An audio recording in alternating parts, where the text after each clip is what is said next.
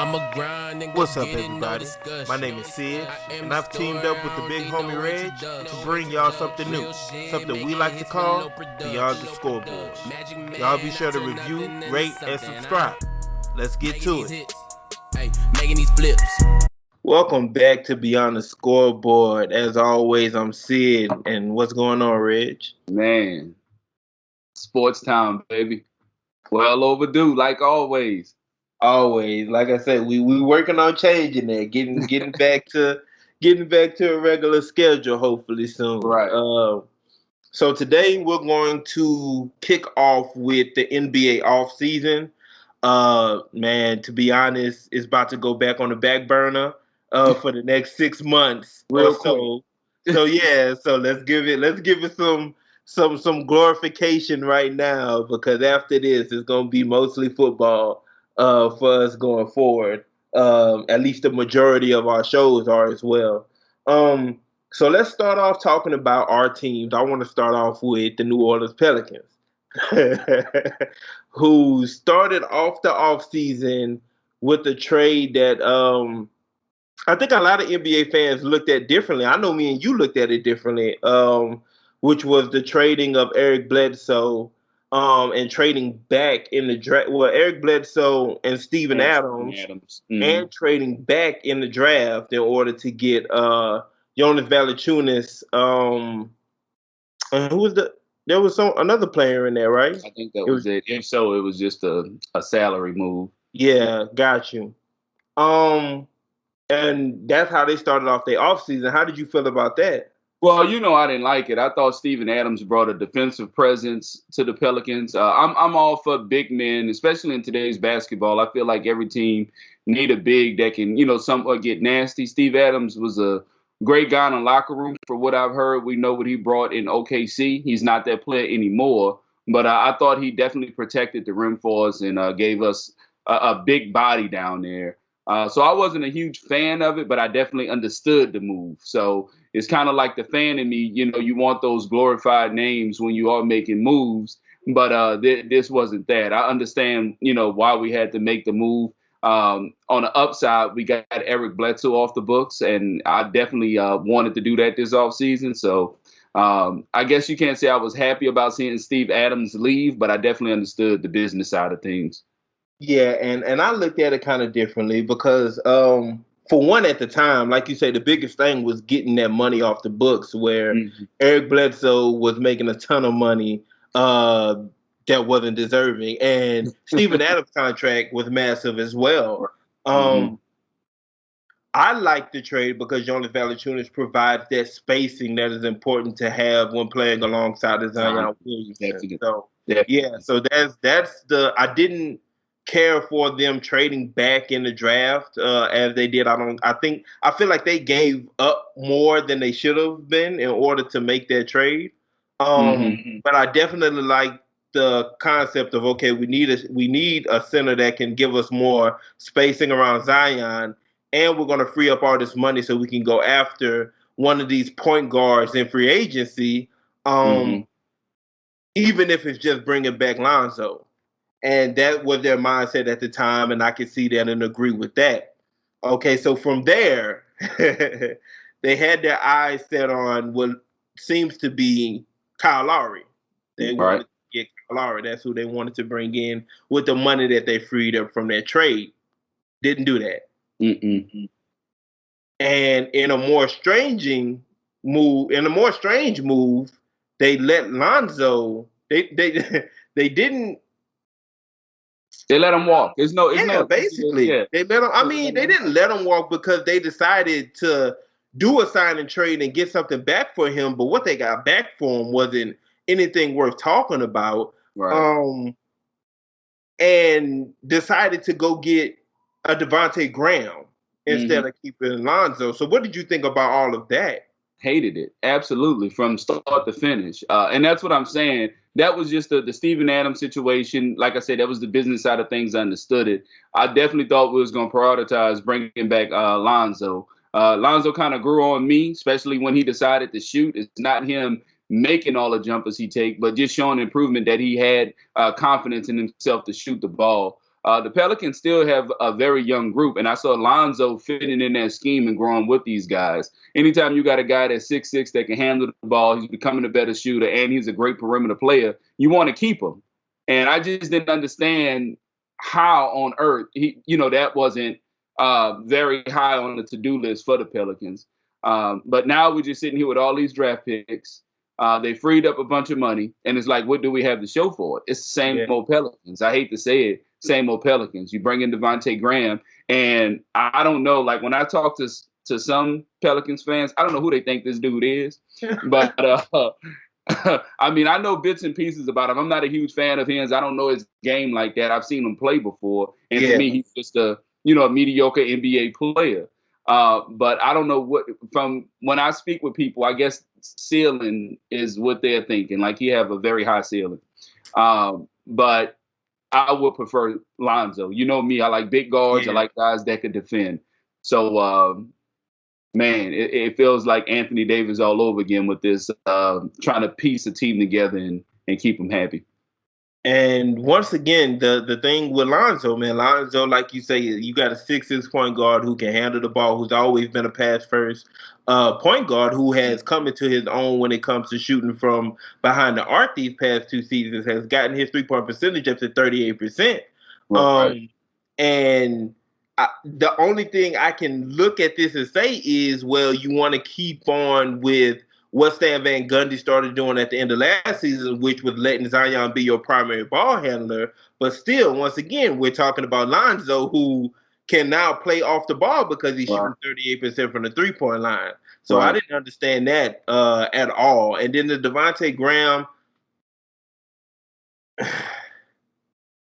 once again, you keep Lonzo in my opinion. But if you move off of Lonzo and you're looking around the point guard landscape, and you trying to figure out who can you go to next, Devontae Graham still wouldn't have been next on that list for me. Right. Even if you gotta reach out to Spencer Dinwiddie was still out there. Dennis Schroeder is a player who I would have looked at. Kimball Walker was available. Like, all of those guys I would have looked at that could have done what you're going to get from Devontae Graham and more. Exactly. Honestly. Yeah, for a lesser price though, and that was my thing. Kimball Walker was somebody who once Boston cut ties with him super early, we knew what his market was going to be. I mean, to me, that was the perfect play. Yeah, a veteran guy who can kind of set Zion up, set Brandon Ingram up, things of that nature, and you're not breaking the bank to get him.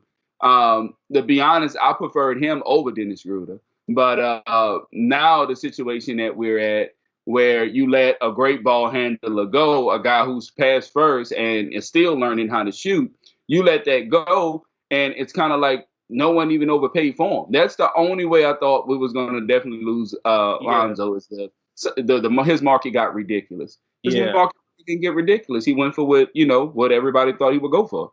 Yeah, and I actually thought he was going to end up going for more than that. So I was shocked when I saw that contract, and then was like, well, why didn't the Pelicans keep him? Devontae Graham is a smaller guard. He's not anybody that's going to be able to get on the inside to do anything for you. It was just a strange series of events that took place for the Pelicans this offseason. And like you say, it doesn't put them in any position to be better this year than they have been the past few years, honestly. And what you just said lets us know that everything is perfectly normal in Pelicans land, because this is what you expect from the Pelicans. It's sad to say, but this is Pelican basketball, man. and which is a horrible thing, because Zion is already, his camp has already expressed their frustrations, and you're looking at a guy who is going to be in a position to turn down that qualifying offer and go get his max elsewhere. Yep, like he should. So let's move on to a team that's more promising, which is the Los Angeles Lakers. How did I know that team was coming? Which is my Los Angeles Lakers, who basically rebuilt their whole team outside of course, the main pieces there. What's that guy? That one guy still there. What's his name? I think you're talking about Anthony Davis, right? That other guy. He a little shorter. What's his name? Won a couple times. Yeah, right. So they basically kept their, of course, LeBron James, Anthony Davis. the two guys we knew weren't going anywhere. There was no question about where they would be next season. And they started their offseason off with trading Montrezl Harrell, Kyle Kuzma, Kentavious Caldwell-Pope to Philadelphia. I mean, not to Philadelphia, to Washington for Russell Westbrook. And that's another move that people initially had mixed feelings about, even Laker fans. When I was seeing how some of them felt about it, a lot of them hated it because at the time we were talking about a trade for Buddy Hield, and people were weighing better fit against better player. And I fell on the side of better player. Like, give me the most talented player, they'll figure it out.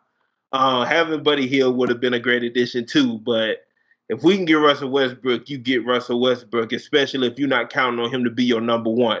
And in this case, you're not even counting on him to be your number two. So that's where we started the offseason. And once free agency opened, we were able to bring in. We started off very old, which was a concern for a lot of the NBA community. That's what they quick to point out, is that we started off very old and with former Lakers. Mm-hmm. Bringing back Dwight Howard, bringing back Trevor Ariza. What was the other early moves? Kent Bazemore and what was the other one? There was another former Laker we signed early on. But Dwight Howard. You said Dwight? Yeah, it was Dwight, Trevor Ariza, Kent Bazemore, and there was one other guy we signed early. Wayne Ellington. It was Wayne Ellington. Yeah. That we signed early, which were all former Lakers and all older players. But when you look at Kent Bazemore and Wayne Ellington, you're looking at exactly what we need, guys that can shoot from the three and spread their floor for your three main players. Mm-hmm. And then you go on to add Carmelo Anthony finally, getting into a Lakers uniform. And so for me, once we got Russell Westbrook, and you started filling out the roster with the Dwight Howards and the Trevor Arizas and the Carmelo Anthonys, you're like, okay, this is what I expected. We're in a good spot. The moves that put everything over the top for me was the signing of Malik Monk and Kendrick Nunn. Mm-hmm. The two younger players, who Malik Monk is coming off of his best season, especially from three. I want to say he shot 40% from three last year. Mm-hmm. And then a player, Kendrick Nunn, who I really like. I liked him in Miami last year. He battled COVID and some other things, so he wasn't as productive as he was. But we're talking about somebody who, in his rookie season, came in second for Rookie of the Year, if I'm not mistaken. Right. Mm-hmm. So the Lakers did exactly what they needed to do. You added another superstar. You added back that rim protector / just guy that can get you points around the bucket with Dwight Howard that we all saw that we were missing last year. And then you fill out the rest of the roster with shooters. And that's exactly what we needed to do. And the age thing doesn't bother me at all. We're not out here to win the regular season. Veterans are what you want in the postseason, and that's what we're all about at this point. Yep. Is postseason and winning a championship. So, man, when I look at what we did this offseason, there's not much that could have been done better. So I think the Lakers definitely somewhat won the offseason for me as the NBA go. They definitely got a complete redo over, I feel, with the roster from what they had last year. When they won that championship in the bubble, we know a lot of guys played out of their mind. They got contributions from guys that was very unlikely they would get it from. Rondo being one. KCP played well in the bubble. Dwight Howard played great in the bubble, and, he left. So coming into this season, they had a lot of uncertainty.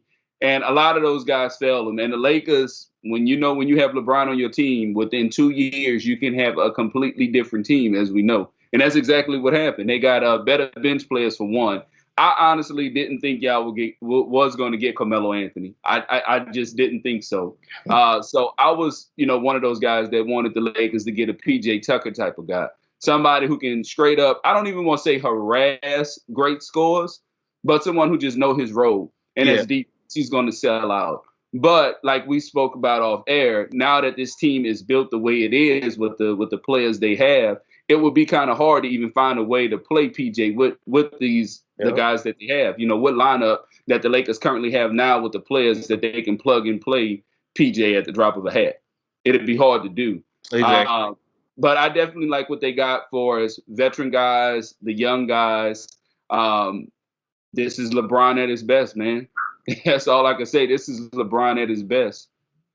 And they're not done. The other day I saw that they were trying out Isaiah Thomas, Darren Collison, and Mike James.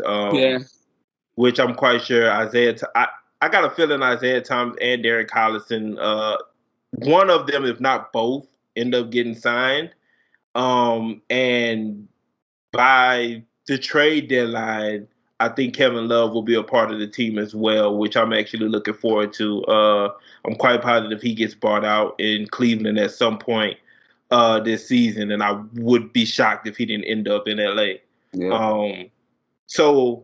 And I'd be remiss to not talk about Alex Caruso, who the Lakers let walk, man. Lakers fans were hurt, man. They were hurt, and I love Alex Caruso. I liked what he was doing, but they obviously wanted to stay under that hard luxury cap, and it came down to, do we want to keep Caruso or do we want to keep Taylor Horton Tucker? And Taylor Horton Tucker is the right move 10 times out of 10. So we definitely made the right move on that one. But AC did step into a nice payday. 100%, and I'm happy.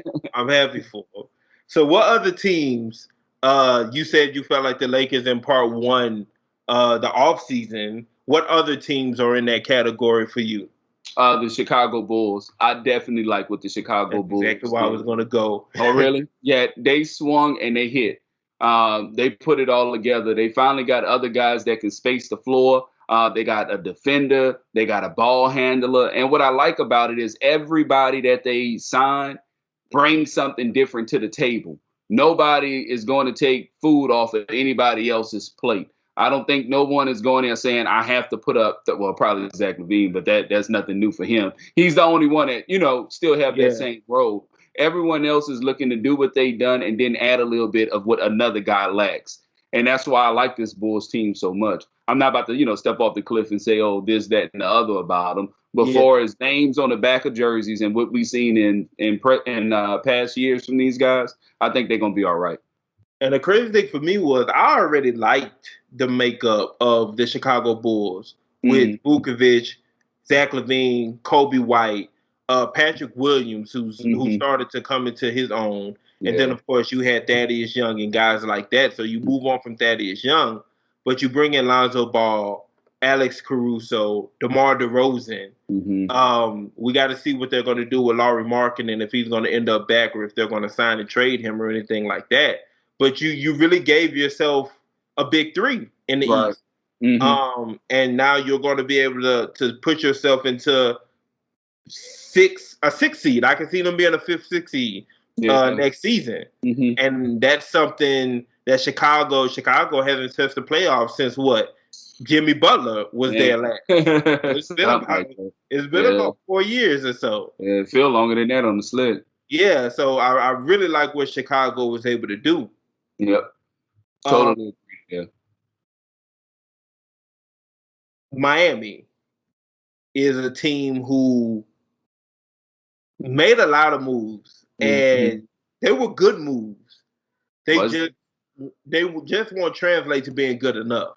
Yeah, I kind of think, and I don't want to cut you off, but I think that they signed a bunch of guys. Kyle Lowry being one, terrific point guard. All these guys can play together. They're all defensive-minded guys. But to me, it's like the writing's on the wall for Miami. Can y'all score? This is not the bubble. This is not the bubble basketball. You're going to have to score. And I really don't see them causing a threat to any powerhouse East team being Brooklyn and Milwaukee. That's why I didn't bring Miami up. Yeah. I just don't think that they are better. Or in a 7-game series, I don't see them beating Milwaukee or Brooklyn. So the way I look, so let's start off by saying Brooklyn is number one in the East if healthy. When healthy, they're number one. There's nobody touching them. I can make an argument for Miami over Milwaukee in 7 games. Really? The biggest part of everything that Miami is doing is based around Bam Adebayo continuing to get better. Mm-hmm. So if Bam continues to get better, that is a hard team to defend when you're looking at Bam, Jimmy Butler, Kyle Lowry, and then you're working with Tyler Hero, who most likely he's somewhere in between what he was his rookie and what he was last year, rather than him being as bad as he was last year or as good as he was his first year. He's most likely somewhere in between that. Yeah. And then Duncan Robinson, who's shooting at a clip that's historic at this point. Mm-hmm. So I definitely think, and then of course you talked about PJ Tucker earlier and what he gives to a team, especially a team like you say that in Miami, that's what they want to do. They want to defend. They want to be dogs. Mm-hmm. That's what they're going to do. And a player like Markieff Morris and guys like that. I don't give anybody in the East a chance against Brooklyn when healthy. Mm-hmm. But I could see Miami being able to take out Milwaukee in the 7-game series. Yeah. Now, if you tell me Milwaukee is going through some type of injury or something of that nature, I can make an argument. But assuming that everyone is healthy, basketball is about the better players. And to me, Giannis is the best player out of either one of those teams. And it's true, but then the next 2 spots go to Miami. But that one player being that dominant and Giannis being that dominant, I mean, in basketball, that's just how it works. When you got one guy that's that dominant. Well, that's not true because Kevin Durant lost to Milwaukee. Yeah, because he had no one else. If James Harden or Kyle once again, if you're telling me that it's just Giannis on the floor and Drew Holiday and Chris Middleton is being canceled out by Kyle Lowry and Jimmy Butler. No, that's not what I said. I said, assuming before I start talking, I said, assuming everyone is healthy. Yeah, that's what I said. That's what I said. And I'm telling you that Kyle Lowry and Jimmy Butler, if you're telling me that they're canceling out Chris Middleton and Drew Holiday, then you're telling me it's Giannis and whatever else, outside of those 2 players, whatever else he can get against Bam Adebayo and whatever else he can get. And I'm taking Duncan Robinson, Tyler Hero over whatever Milwaukee has. And what I'm saying is, normally in basketball, the best player in those situations override whatever 2 other B and C punches that's left on the floor. I'm always rolling with the better player, like overall. When teams are this close, Miami's not a bad team, don't get me wrong. But I think even just looking at them, we can say, what's their weakness? Scoring. Not being able to score. I think that's what's going to get them in the long run when they play against teams like Brooklyn, who plays no defense, but they're all great offensive players, and they got the best player in the world on their team. I think that's what it's going to come down to. Yeah, and we just sit on different sides of you feeling like Miami won't be able to score because I don't see that being the case. Okay. Yeah, I don't see them struggling to score at all. Against Milwaukee and against Brooklyn, you have them being competitive. Yes, absolutely. Yeah. Yeah, and I don't. Like I say, to me it's a toss up between Milwaukee and Miami. Gotcha. Now Brooklyn, I got Brooklyn beating everything in the East. But between Milwaukee and Miami, it's a coin flip for me. Gotcha. Yeah, and I'm definitely taking Milwaukee in that one. So I mean, of course, there were other big signings. Nothing really changed the landscape too much, not that I can think of. Dame seems like he's going to be staying put at least for another 6 months or so. Ben Simmons look like he's going to be staying put just because the market isn't what. Why are they asking so much for that man? Why are they doing this, bro? Because they really want to keep him. That got to be what it is. They really want to keep him. Ain't no way in the world. And they just trying to make it seem like they want to trade him. But obviously they really just want him. That's why they got the price so high. And then you see Joel Embiid getting his extension. and all these other younger guys, of course, Luka, Trae Young, all those guys are getting their extensions, rightfully so. But I mean, we still looking at John Collins got his extension too, right? Yep. He got his too. Yep. So really, this may be a more competitive NBA season that we've seen in recent memory. But it's still the same teams. It's still the same teams as usual. You got the LA teams. You got the LA teams in the West. I don't think Phoenix is going to be able to do again what they did last season.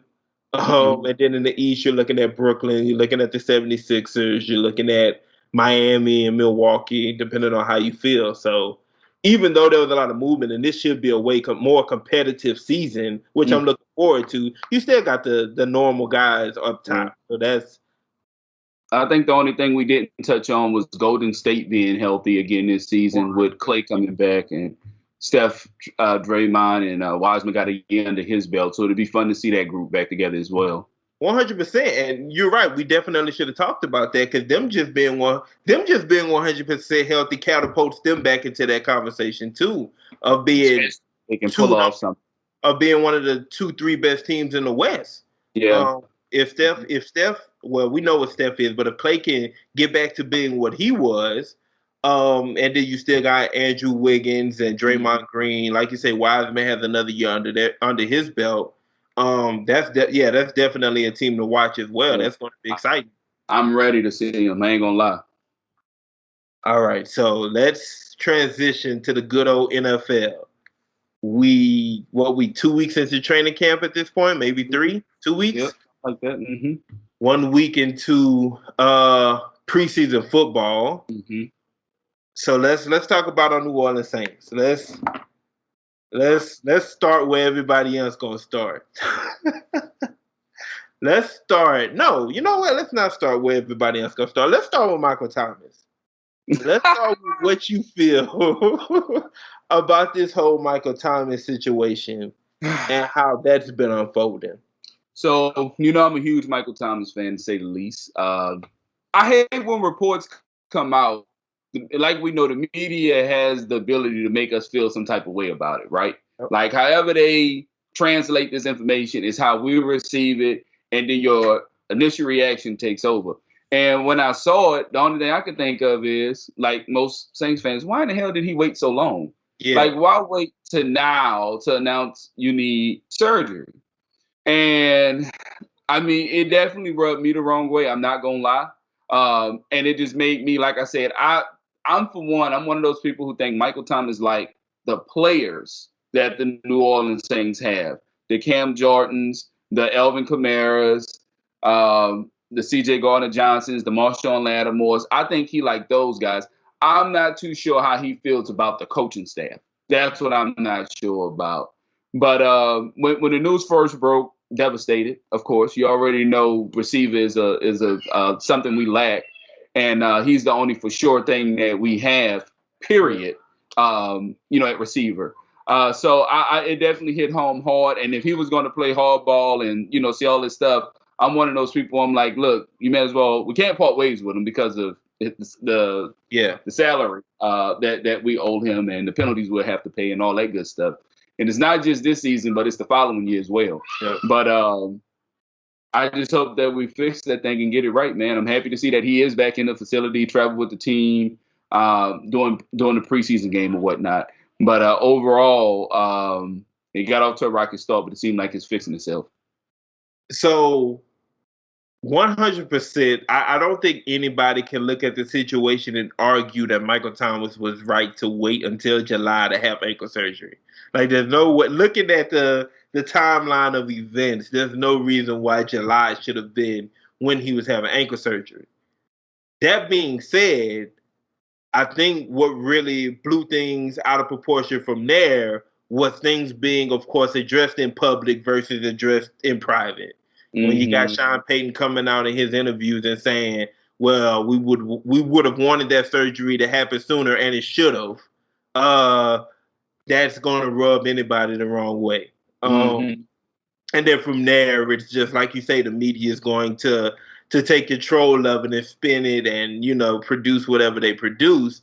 But like you say, it was good to see that he was able to join the team for the preseason game. Sean Payton says they had to sit down, they had to talk, and they just focused on getting him back. And right now it looks like he's ahead of schedule, which is also great news because, like you say, wide receiver is a position that we're looking at to say, hey, we can't lose anything.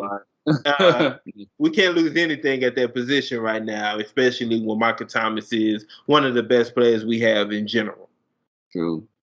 So let's turn to our quarterback battle. What battle?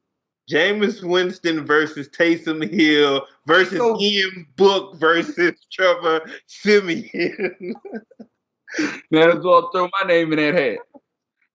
So let's talk about that. I think me and you have been on the same side of this since it was announced that it would actually be a quarterback battle, which was Jameis Winston is the better quarterback. Jameis Winston will have the highest ceiling.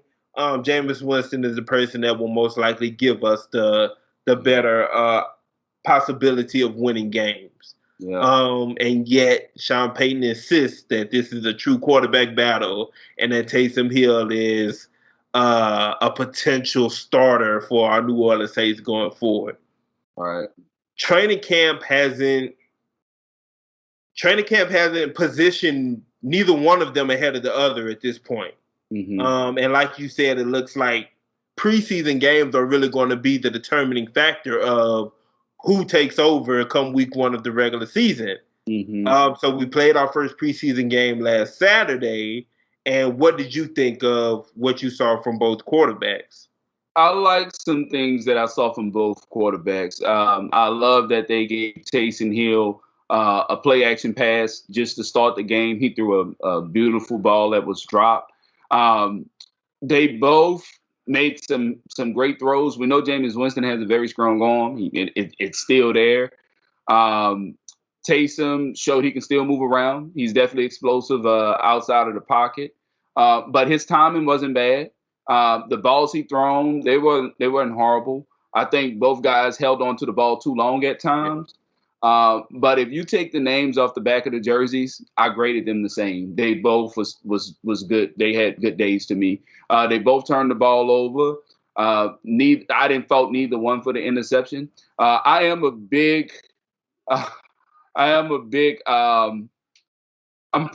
pretty big at commenting on all things that Saints related.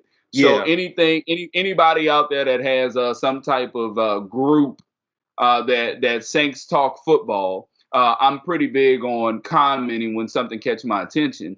And before I knew it, I gave Taysom Hill praise. And before I knew it, man, so many people was attacking me like, this dude not our quarterback and this, that, and the other. And I'm like, bro, I never said that. What I said was the interception wasn't the man's fault, But it was in zone coverage, man. It's a drag route. The receiver got to carry out the drag route. You don't stop on a drag route. I'm not gonna lie to you, Reg. I disagree with you. I think he overthrew that pass. That was just an overthrow. I think he would have kept running the receiver. If the receiver keeps running that drag route, he runs into the football. That should have been a better pass. It should have been a better pass. Again, what I'm saying is it would have not been a turnover, is what I'm saying. If the receiver continues running that route downfield and don't let up, he runs into the football or he made contact with the football. But the one thing you can't, if we're going to fault either person, receiver or quarterback, it goes to the receiver because you don't stop, especially a drag route. You don't stop running in zone coverage. I can't do it, Reg. That was an overthrow. It was a bad pass, Reg. It was a bad pass. No, that's a 2-yard throw. That was a 2-yard throw. It was a bad pass, just like all the rest of his throws. That man didn't throw bad balls all game. Brad, okay, look. So he didn't throw bad balls all game. Yeah, I think what it is we come into the game saying the man can't throw the ball. He can't play quarterback. I'm gonna start agreeing with you that if you take the names off the back of the uniforms, neither one of them stood out from the other one during the game. I agree with that 100%. My basis, well, I mean, to this point, because like we say, even during training camp, during these practices that are being seen and that are being reported on, they're not separating themselves from each other at all. Mm-hmm. So still, to this point, the only thing I can base who I feel like would be the better quarterback is on their pass. Taysom Hill has such horrible mechanics as a quarterback. It makes every pass look ugly to me. Mm-hmm. Like every single pass looks ugly to me because his mechanics are so poor. Mm-hmm. And I guess that's why I always jump to that's an ugly pass. I do think that was an overthrow. Like I understand what you're saying when you're saying, look, he should have kept. It still was an overthrow. Okay. And yeah, but so once again, like we agree on that much though. Neither one of the quarterbacks have separated themselves from each other at this point. Which, and I told you off air, I think that was yesterday. I think that says more bad about Jameis Winston than it does good about Taysom Hill. Mm-hmm. So I guess going forward, we got to see if Jameis Winston will actually be able to separate himself from Taysom Hill in the manner that we all feel that he should. Definitely, he should be leaps and bounds by Taysom Hill. And even the interception that he thrown to me, he gave his receiver a shot. His receiver got two hands on the ball and didn't come down with it. I mean, you can't fault that on a quarterback. You're giving your guy, and commentators are quick to say things like, "Oh, you got to put this ball on the sideline just a little bit more. You got to lead the receiver just a little bit more." I mean, all that's true, fine, and dandy, but he gave his guy more than a better opportunity to catch that football. And I think if you ask the receiver, he would say he should have came down with that ball. But once again, I don't fault Jameis for that interception. I think both guys played good. No one separated themselves from the other guy. It's just that if you telling me now that all that is clear, if you tell me to pick a quarterback because the season starts tomorrow, I'm going Jameis Winston. It's not even close. Yeah, 100%.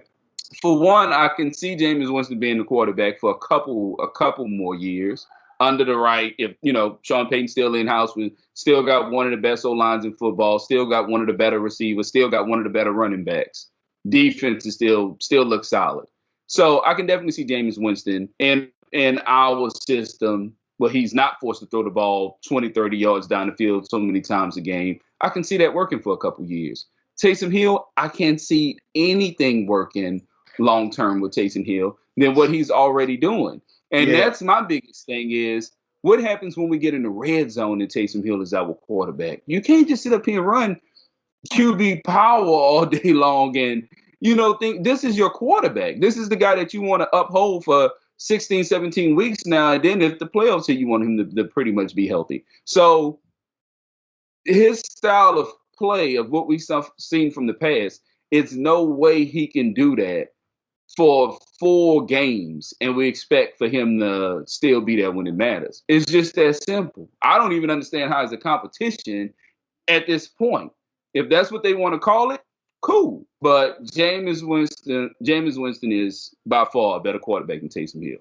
And I 100% agree with you. The only thing that you look at Jameis Winston and say, well, the last time we saw him as a full-time quarterback, he had 30 interceptions. Mm-hmm. And that's the biggest concern is putting him in a position where he doesn't take so many unnecessary chances. And man, you're looking at a 30 touchdown, 4,500 yard passer, even more than that with an extra game now. Mm-hmm. There's no way you can tell me based on anything we've seen from Taysom Hill that he can be that. Right. Or that he can make a receiving core who outside of Michael Thomas is really unknown, that he can make any of those guys better. I don't think Taysom Hill is doing that. And even last year we saw during the games that he started, he won games, but in those games, Alvin Kamara had his worst outputs of the season. And then so you're isolating Alvin Kamara, and then to start the season, there's no Michael Thomas, there's no other big time receiver out there to count on, there's no tight end. Nah, it has to be Jameis Winston if we want to seriously say that we're still contenders. Definitely. So otherwise, with the New Orleans Saints, we have, I don't think we got on here, we haven't been on here to talk about the David Onyemata suspension. Actually, I think we did talk about that last time we were on here. But now we have Deontay Harris looking at a possible suspension. Marshawn Lattimore, we still don't know if he's going to be suspended or not. I definitely think Deontay Harris getting suspended. That's not a probable. He's definitely gonna get suspended. Yeah, I definitely think we're looking at 2 games with him, which to me isn't that big of. I mean, it's a big of a deal because we can't afford to lose receivers in general. But to me, we're more dependent upon Traquan Smith, Marquez Callaway, those guys versus a Deontay Harris, who is most likely going to make his impact in special teams more so than a wide receiver, I think. And then you got so injury-wise, we've been. I don't want to jinx us at all, but we've been pretty outside of the Michael Thomas situation, which is isn't anything that happened recently. Those are injuries he had been dealing with, and just now are actually addressing. Outside of that, we've been able to stay pretty clean injury-wise, which is huge for us when we're looking at positions that we're already thin at, when we're looking at wide receiver, when we're looking at even we can't afford a quarterback injury at this point, so we've been able to stay pretty clean there. What other position groups are you looking at saying this is where we're the strongest going into this season? Offensive line. I've been preaching this for the past couple years. I really do think, I always say we have one of the better O-lines, but this year, almost make a case we probably have the definitely top 3 once again. I think last year I had us ranked 2nd or 3rd. Yeah. And this year is still no different. I got a 2nd or 3rd, especially just imagine if Ruiz actually plays guard good this year. Yeah. Like he's not a sore thumb. That's going to make the line that much better. Yep. And I mean, he played good this past preseason game. Yep. Now, I'm not sure if Baltimore number 1s was still in there. I did see Patrick Queen still flying around, but I'm not sure who was on that front 4 at that time. But if he plays good, I mean, this can be the best O-line in football, man. 100%. But I definitely think we still stand tough on our O-line. That is, to me, the brightest spot of our football team once again. The holes that they made for Tony Jones Jr., I mean, speaks for itself. All he had to do, I'm not taking nothing away from him, but all he had to do was find that hole and hit it, and that's what you want. Yep, 100%. And I agree, our offensive line has been one of the best in the league for years now, and that's no different this year. Like you say, Ruiz is the one to watch going forward, but thus far he's really impressed this training camp, and hopefully that just continues. I really still like our defensive line, even with what we've lost. Of course, Onyemata being suspended for 6 games. We lost Shannon Rankins over the offseason. We traded Malcolm Brown away. But the guys that we still have there, of course, starting with Cam Jordan, and then you're banking on Marcus Davenport, Shy Tuttle. Those guys, I think the ends I'm not too concerned about. Marcus Davenport, Cam Jordan, Peyton Turner now. I always forget the guy's name we got from Kansas City. End is not really what I'm worried about. It's the interior of that defensive line, and with Malcolm Roach and, like I said, Shy Tuttle, and the other rotational guys that we have in there, they still look like they're going to be able to be really solid up front. And that's all I can really ask for when we still have to figure out our cornerback situation going forward, which to me is the biggest, like even more so than wide receiver, it's the biggest glaring hole on our team right now is trying to figure out who's going to be that second cornerback. And if Marshawn Lattimore gets suspended, who's going to be our top 2 cornerbacks? Right. And it not being, and we were looking at Patrick Robinson and then he up and retires on us. So then, it's okay, well, now we're down a cornerback. Brought in Prince Amukamara. He got cut with these first waves of cuts. So I think we're still active in trying to find a trade for another cornerback. But right now, that's the position that really worries me going forward. I'm not too concerned about corner as I was when we first lost Jenkins. I was a huge Jackrabbit fan. Loved what he brought. Veteran who can still play not only man but press man. Pretty good on playing the ball. He didn't get beat a ton, and he wasn't an over penalized corner. And then you put him opposite side, someone like Lattimore, just mean that much more for our system, and our front four was getting home. So I'm not really too concerned about the corner situation. Obviously, if Lattimore gets suspended, that's a different scenario. But it still comes down to the front four. That's who I'm the most worried about at this point is our front four. Cam Jordan, my favorite Saints player as of right now. Even dating back a couple years. He's a little bit older. I think Trey definitely outplayed him last season. And I'm not sure if Cam is still the guy. I don't want to say who can win one-on-one, but I'm not sure if Cam is still that guy who can get you 12, 13 sacks a year. Last year was definitely a down year for him. I know he played through injuries and whatnot. So he has a lot on his plate. If you wanted to slide, we pretty much forced you to double. You had to double somebody, Trey or Cam. Exactly. Right? And I'm just saying at this point, I'm not sure if we got that. If you do decide to slide Cam, do we have another? Can Davenport win one-on-one? Can Peyton win one-on-one? And can they win consecutively enough to make teams change what they're doing? I'm not sure if we have that. That's just not something we could walk in and say, okay, we still got that.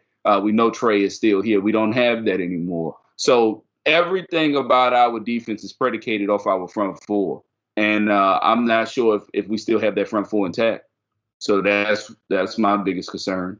And we talked about this last season as the season was going on, how I contributed a lot of Trey Hendrickson's success to Cam Jordan. Mm-hmm. Of course, that's not, you're not going to be able to have Trey Hendrickson getting the year that he had and Cam Jordan also getting 12, 13 sacks. Right. So he sacrificed it. Like, I think Marcus Davenport is going to be set up the same way this season. You still got to double. You still got to focus on Cam Jordan. And like you say, it really comes down to, can the other guy on the other side win one-on-ones consecutively and consistently? And I think Marcus Davenport, if he can stay healthy, will be able to do that. I'm hearing great things about Peyton Turner as well, but my concern about that is he wasn't a full-time defensive snap player in college. So to expect him to be that, especially early on in his career in the NFL, that's not reasonable. So Marcus Davenport absolutely has to stay healthy. But I think if he does, I think we could see the same thing out of him that we saw to Trey Hendrickson. We shall see. I'm hoping so. So I couldn't even honestly tell you who we play this week in preseason. I want to say the game is again on Saturday though. Got Google at our fingertips, man. I'm looking for Taysom Hill started last game, so I think Sean Payton is going to. Oh, we got the Jaguars. We don't play till Monday. Okay. I think Sean Payton is going to let Jameis start this one. I expect them to play. This probably will be the most they play, I would assume. Preseason. This will be the most time that they see. So this may actually be the deciding factor in who becomes the starting quarterback. Once again, bro, it's hard for me to look at it and say that it won't be Jameis Winston. Right. And I don't care what happens. I mean, honestly, I don't care what happens. Like, you putting so much into it, like these preseason games. I'm past the preseason game. I don't care what happens in the preseason game. Jameis Winston can go 3 for 15 with 3 INTs, and Taysom Hill can go 15 for 15 with 4 touchdowns, and it changes nothing for me. Absolutely nothing. Reg. I mean, it doesn't change anything for me either, but we're not the ones choosing to start the quarterback. Yeah. You're the same guy that sat across from me last season that was like, Sid, Taysom Hill is going to be starting these games with Drew Brees being hurt. And I say, Reg, how? Winston is clearly the better quarterback. You say, Sid, Taysom Hill is, I'm telling you, Reg, there's a chance that Taysom Hill is Don't flip roles with me. It ain't no way in the world that man about to come out here being our starting quarterback. It's no way possible, man. Week one, nah, bro. Cut it out, man. Week 1, full training camp. You Taysom Hill, I'll beat Jameis Winston. I don't care what happens in preseason. Doesn't matter. Reg, I agree with you. Like, I 100% agree with you. I'm just telling you, I was on that side last season, and you told me, look, Taysom Hill gonna be the quarterback, and that's what happened. So there's a chance. The only reason why I said that last year was because Sean Payton made it clear that Taysom Hill is QB number 2. If anything, he's making it clear right now that Taysom Hill has a chance. And that's he's doing that for sure. That's saving face. I hope that's what it is. Yeah, like I'm 100% with you. But for real though, like we always talk about too though, when Jameis wins this starting job, what happens to Taysom? Is he just a clipboard holder, or are you still gonna run him and use him the ways you've been using him? And me and you have talked about this a lot off the air too, and I really am interested in hearing what other Saints fans feel about that too, because no matter what, Jameis Winston and Taysom Hill are both making this team.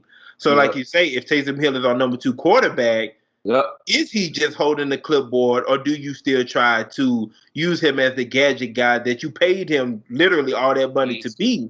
And of course, I stand on the side that you can't use him as the gadget guy if he's going to be your best alternate at quarterback. So unless they bring in another quarterback from somewhere else, I don't see them holding 3 quarterbacks this year. And it'll be Taysom Hill with the clipboard. So I'm definitely interested to see what other Saints feel about that situation. I think you use. Oh, go ahead. Go ahead. Oh no, I was just gonna say I think you use him as little as possible. Yeah, but we know, just being Saints fans, that's not going to happen. He's not just going to hold that clipboard. He's going to do something, whether it's special teams, tight end, inside receiver. He's going to do something. He can't, man. I feel you now. He can't. And it's 3 quarterbacks, because at first I was like, Sean Payton has very creative ways to carry in extra bodies, but we're so slim right now. Can't carry 3 quarterbacks. It's impossible. Yeah, I don't see no team in the NFL having a chance to do it this season. Nor is it worth it to carry 3 quarterbacks. For us anyway, especially when you're looking at those other quarterbacks being right now either Ian Book or Trevor Siemian. You know, you move in into your practice squad, you most likely move on from Trevor Siemian. So it'd be interesting if one of these more veteran quarterbacks end up being a surprise cut around the league, and then New Orleans jumps on that and say, okay, well, Chase Daniel is available. Let's bring him back, and now we can, trust him to be our backup quarterback and use Taysom Hill as we already had been. Correct. So around the league, what other team are you paying close attention to during the preseason? During preseason? Yeah, just watching, maybe a rookie or a guy in a new place that you're really paying attention to. That's a good one. I haven't thought about that. To be honest with you, I don't watch no team hard in preseason besides New Orleans. That's just being completely honest with you. So, man, I don't have one, Sid. I don't even want to make up nothing for the sake of the show, because I'm not a preseason guy. I can tell you I want to see what Trevor Lawrence is going to look like, but all that's just smoke. We know what it's going to be at the end of the day. It's his team. You know what I'm saying? They're going to give him a shot. It's nothing that Danny Dimes can do in New York that's going to make me say, all right, he's ready for this season. Not in the preseason, Yeah, you know what I'm saying? So I can't even call out a player. I do like seeing all these young guys, Jamar Chase, all these guys suiting up for their new teams. However, it's nothing that they can do in preseason that would make me feel like they'd be comfortable once the season starts. And for me, I've had less time to pay attention to training camp or preseason outside of the New Orleans Saints. But when I have, it's been the Cowboys. We talked a lot about Dak Prescott last year, and what would happen with his contract situation, and would he be back in Dallas and things of that nature. And just seeing him come back from his injury and then hear about the shoulder strain and things of that nature. So that's a situation I'm paying very close attention to, just to see how he shakes back, because as we saw, as good as the O-line and the receivers and the running back is in Dallas, we saw last year that none of that means anything if the quarterback isn't above average. Yeah. And Dak, of course, is a quarterback that we look at as a second-tier quarterback. And if he gets back to that, as much as we joke around about the Cowboy fans thinking every year is their year, which I'm never going to go that far. But Dallas will be a very exciting team and quite frankly, probably a playoff team if Dak is able to be what he was before his injury. CeeDee Lamb and Michael Gallup, those are two guys who have looked amazing during training camp. But once again, how much does that translate to when it comes to the regular season? So Dallas is that team for me this year, even though I hate them. But the storyline is intriguing with Dak. If it was if you would have asked me what team am I watching or what player I'm watching, period, like besides preseason, take preseason out, my player is Baker Mayfield. To me, I think this is going to be his make or break year. Last year, he kind of rebounded at the end of the year when guys went down and he went on a run. He didn't throw for a whole lot of passing yards. He threw for a bunch of touchdowns. Didn't turn the ball over. He found himself in a nail biter in the playoffs this past year with KC. And people are going to be – that's the expectation now. Yeah. So it's going to be a little harder for him stepping into this year after doing that. So the expectation is high. A lot of people crack under pressure. Team, if you tell me a team I'm looking out for, it's the Baltimore Ravens. I got to see what Lamar Jackson do with these new weapons that everybody's saying that, this is the best receiving core that he's had since he's been in the league, which is true. Yeah. This is, the defense. They built that defense forward tough last year. It paid off. They were able to contain Derrick Henry a little bit better than what they have been throughout the years. But Lamar Jackson couldn't get them over the hump. And they're going into this season with the same game plan, the same attitude. Hey, we're not changing nothing. We're just going to do what we do better. So the team is the Baltimore Ravens, who I think is a Super Bowl caliber team. And my player is Baker Mayfield and his Cleveland Browns, which are also a Super Bowl caliber team. So that's who I got my eyes on. With Cleveland, like you say, just overall with Cleveland, I was on Cleveland a year too early. I got there a year too early. Last year, they got to where I expected them to be. This year, if you asked me who's the second best overall team in the AFC, I'm probably going to tell you the Cleveland Browns. Over the Baltimore Ravens? We're going to, so going forward, over the next few weeks, we're going to go over our division winners and play how the playoff season is going to work out and everything like that. But I can tell you now, I have Cleveland winning that division. Okay. So I've been on that. So if we're talking about just overall outside of preseason, like going forward, the team I'm looking at is the New England Patriots. Okay. Because once again, last year we talked a lot about Tom Brady against Bill Belichick, and honestly, it was not an even playing field when it came to what Tom Brady walked into and what Bill was left with and what he lost because of COVID opt-outs and Cam Newton ended up with COVID and stuff like that. And even with a season like that, you're looking at them and say, damn, they still ended up being 7-9. So with the additions that they were able to make and the players that they're getting back this year, I think they're right back in a position of where they can be in the playoffs this year. Player, man, I think Baker is Cleveland's franchise quarterback no matter what they try to give off. I honestly can't see him going out and performing badly enough this year to where he doesn't receive his contract extension and big payday and being solidified as their quarterback going forward. For me, it's Lamar Jackson. He's a guy that I'm not as big on as other people because just like with Taysom Hill, when it comes down to the quarterback position, you have to be a quarterback. Like all of that extra stuff is great, but you got to be a passer of the football. And that's something that Lamar Jackson, to this point, has still lacked to show that he is above average passer of the football. And for him to look at the money Josh Allen just made and to say, well, Baker Mayfield and Lamar Jackson are up next, how much more will they get? For him to be able to demand more and Baltimore feel comfortable with giving him more, he has to show more. How? I got to stop you right there. What you mean? How can we give Josh Allen that money after 1 year, and it's been 3 years for Lamar? 3 years of what? Winning. Or what? Well, it's been 2 years because the first year he backed up Joe Flacco and took over at the end. Okay.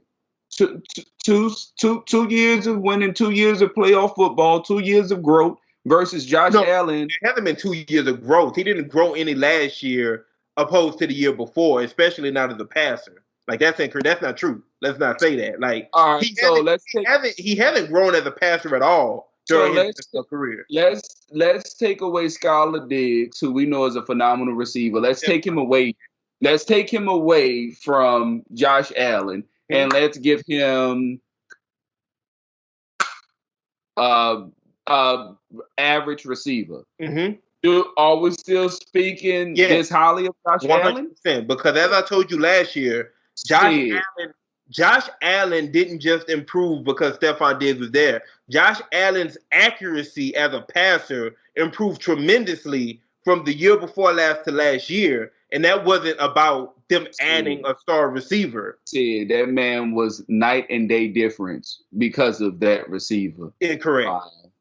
So Stephon Diggs is the only person that caught passes from Josh Allen last year. He was so good that what did they do? They went out and got who? Emmanuel Sanders to pair with him. Buffalo is like a real deal team, and I like Josh Allen. Buffalo is no different this year than they were last year. Emmanuel Sanders to me isn't no better than Cole Beasley or John Brown was for Buffalo these past few years. But what I'm saying is now with the addition of Emmanuel Sanders as well, Cole Beasley jumped out of his slump last year because the year before he wasn't doing all that. He broke out on Thanksgiving against Buffalo. The year before, Cole Beasley had a better season the year before than he did last year.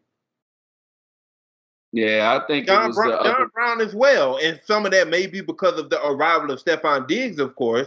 But both of those guys had better seasons the year before than they had last season. Yeah, I feel like Cole Beasley slumped the year before, and then last year they played against Dallas last year on Thanksgiving, right? Thanksgiving. I want to say yeah. Yeah, and I think last year was better. Yeah, but once again, I mentioned this last year while the season was going on. Josh Allen was a completely different quarterback, and it was more than just having a better receiver on his team. Yeah, the lack of the Jameis Winston effect, the 30 interceptions because he was a high turnover guy because he was taking chances he just didn't need to take just because he had a strong arm. That was eliminated last year. The accuracy and the placement of his footballs was just better last year. I hate that you back me on the ropes like I'm not a Josh Allen fan now. Well, no, yeah. I'm just saying, my point is just for you to tell me that Lamar Jackson has had an improvement like Josh Allen had, or if you just seeing Josh Allen's improvement on Stephon Diggs. That's not. I can't let that slide. No, not throwing the ball. When I say all I care about. That's all I care about. Well, yeah. The quarterback, right? Yeah. Well, I'm not talking $50 million to not be able to throw the football. I'm not saying improvement throwing like Josh. I'm talking about. What I'm talking about is when he was drafted. First of all, he fell because of his lack of being able to throw the football, his mechanics, things of that nature. 100%. So what I'm saying is, you basically drafted a quarterback in the first round, as a project player. And what I'm saying is, it's already a home run for the value that you drafted him, man. I can't invest $45 to $50 million in a quarterback that I don't think is going to get any better than what he is right now. But Sid, if you put better players around him, you're not doing that, Reg. Because we did this all the time. We did this at the end of last season. You're not going to blame his poor passing on the players around him. So why did New England stick with Cam Newton, went out and got a better O-line, found a running back that they already had on the team that would have went well over 1,000 yards if he would have never got hurt, and got a whole bunch of mediocre receivers? Why? Because this is going to make him look better if he's still a starter.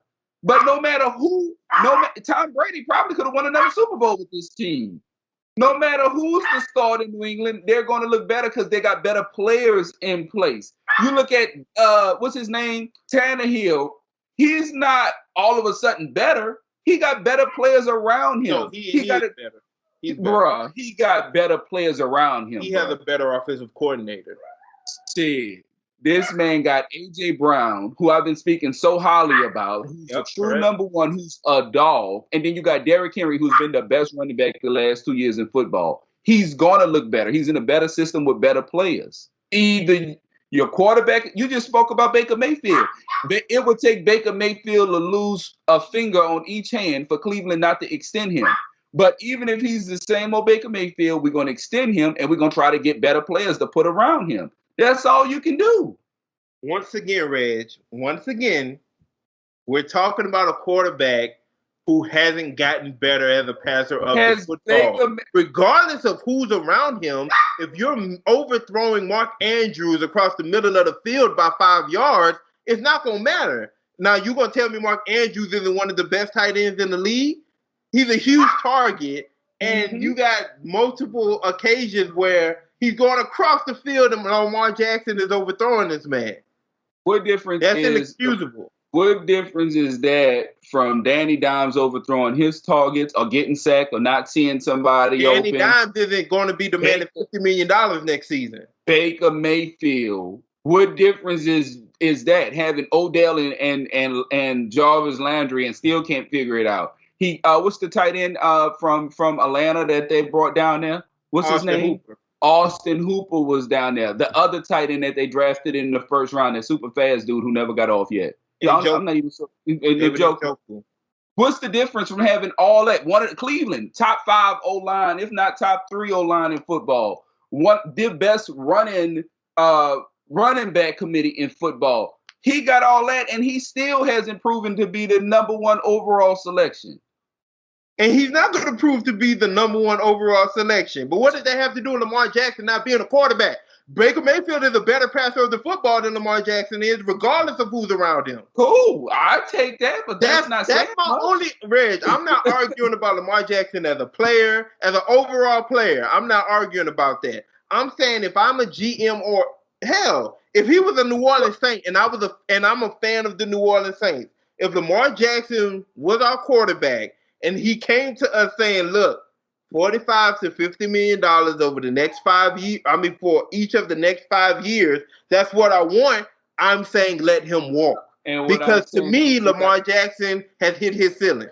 What I'm saying is there's only a couple quarterbacks in the NFL that you would even consider paying that amount of money to. So let's just start there. Yeah. But what I'm speaking about is all the rest of the guys that's going to get extended in their prospective places where they should get extended.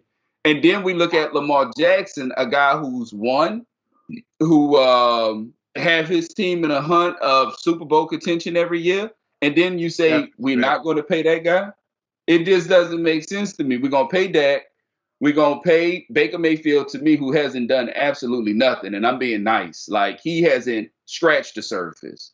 We're going to pay those kind of guys. Ryan Tannehill walks into a great payday because he's on the better team. Baker Mayfield got to the divisional championship last year, which is as far as Lamar Jackson has been thus far, right? Who has more on their plate, Baker Mayfield or Lamar Jackson? What you mean? Who is the more reason that they team win games, Baker Mayfield or Lamar Jackson, since entering the NFL? Last year, Baker Mayfield was the biggest reason that they won. Really? And he the best run game, better O-line, defense played great. Myles Garrett would have had defensive player of the year if it wasn't for So now Baltimore doesn't have a good offensive line.